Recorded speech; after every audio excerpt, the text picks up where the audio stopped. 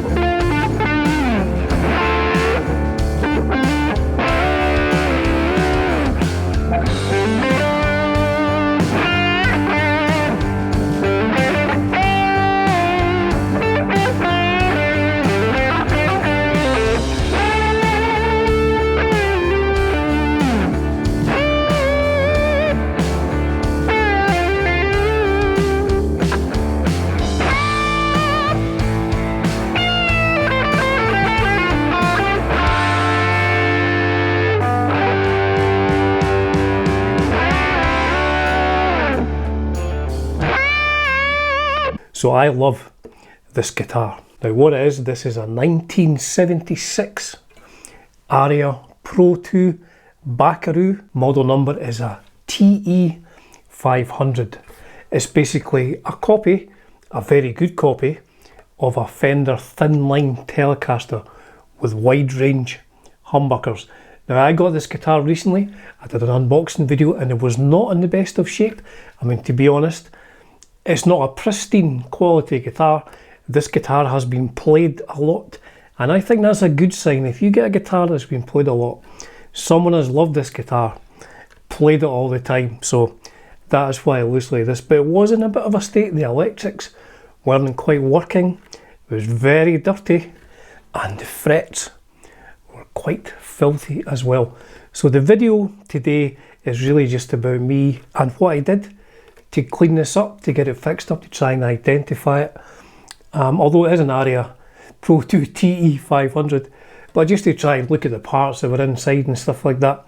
So that's what the video is about today. It's about that. It's about tidying this guitar up, what I did to get it playing, because it's a brilliant playing guitar, and maybe more importantly, the sounds. This video is mostly about the sound of this fantastic guitar. So let's hear some more sounds before we get on to the cleanup.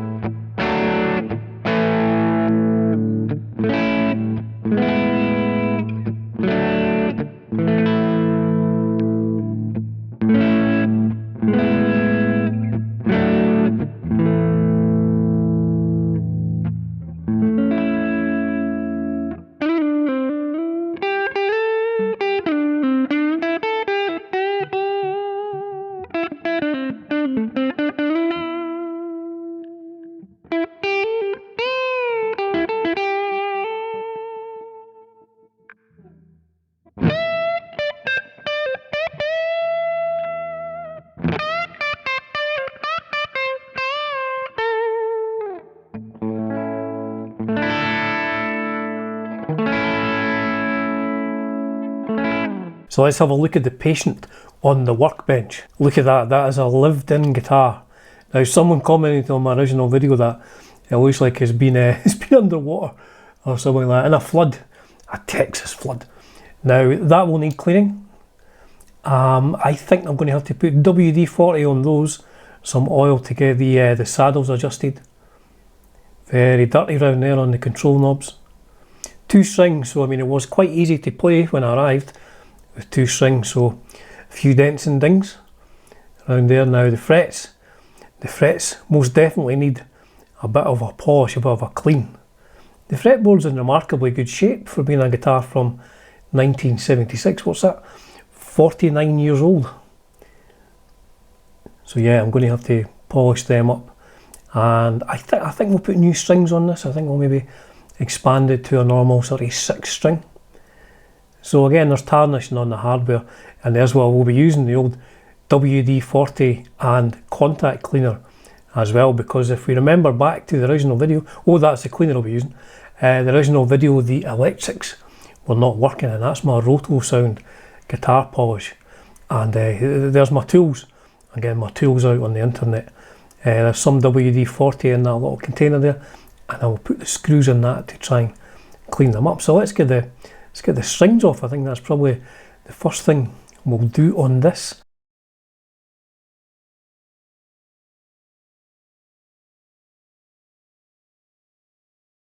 So that's the pick guard off. Let's look underneath, under the hood. Look at the tan lines there. Look how much this guitar has aged on the parts which have been exposed to the elements.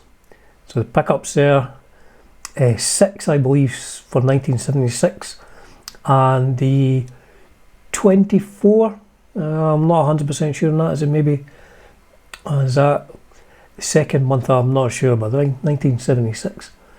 So look at that, very dirty there. That's going to need a bit of cleaning. But look how crazy it is. How much staining is going on the parts that have been exposed. I think that, I'm not sure if that's original, the shielding wire in there and that, but all the pots and everything look original. Pickups original to the guitar as well. So let's take the bridge off and take it to bits. And what I'll do is I will put the saddles into that WD-40 mix. Can't remember what I mixed it with, and leave them in there overnight and then polish them up in the morning. So I guess the problem here is that I'm taking all the saddles off and then I have to put them back in and get the intonation right, but I think it's worth it. You really do get a good view of the tan lines there. Like I say, I think it's a very, very cool looking guitar.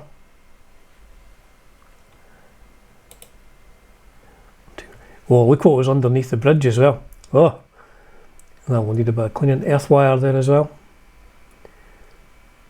So that's it all to bits before I clean that up.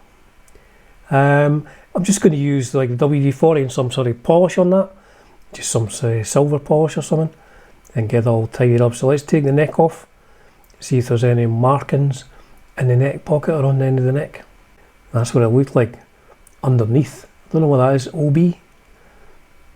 So again, real difference in colours there.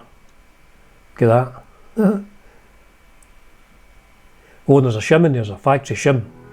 So before we get on to some polishing, let's listen to some sounds.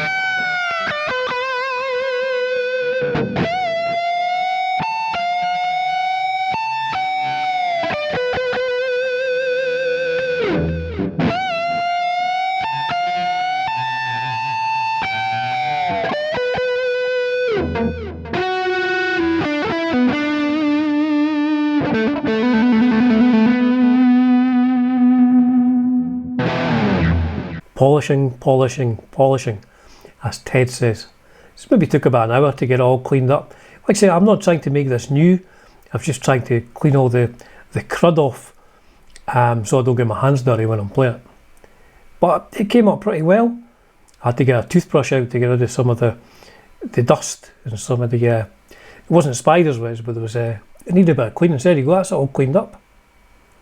Looks a bit better now, I think.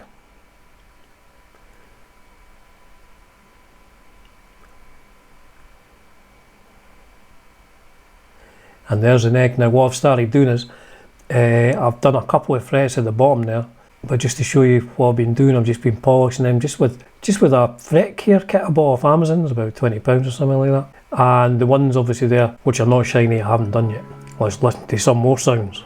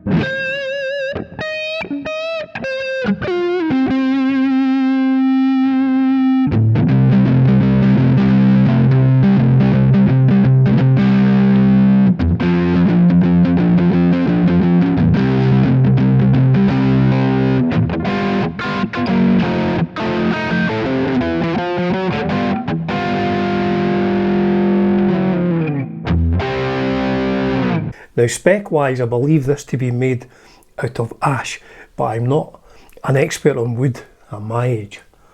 But I think it is ash. I believe the neck to be maple with a maple fingerboard as well.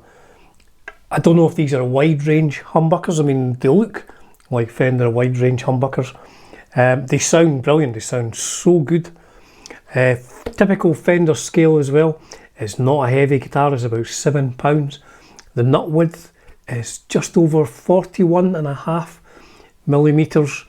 And here's the neck profile at the 1st fret and the 12th fret. So the neck is a little bit skinnier than I normally prefer, but it doesn't seem to matter on this. It's just so easy to play for me. And like I say, it's inspirational. I recorded some of my favourite riffs on this guitar and just added a few effects and stuff. And I don't know, I was playing it for hours. I was just loving it. So let's hear some more sounds.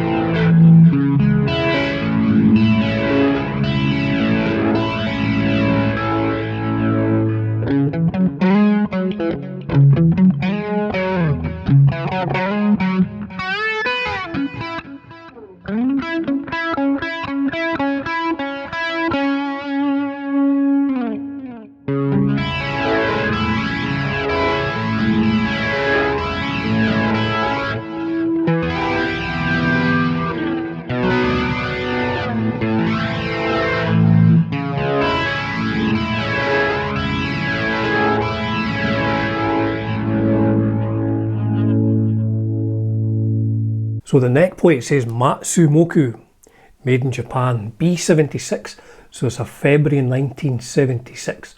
So let's look at another guitar which was made by Matsumoku in 1976 and see if it's reasonably similar. So this is the ARIA Pro 2 catalogue for this guitar. And this is the Greco catalogue for a very similar looking model called a TE-500 as well. So I think these are the same guitar. That's just my thought on it. They're just badged different.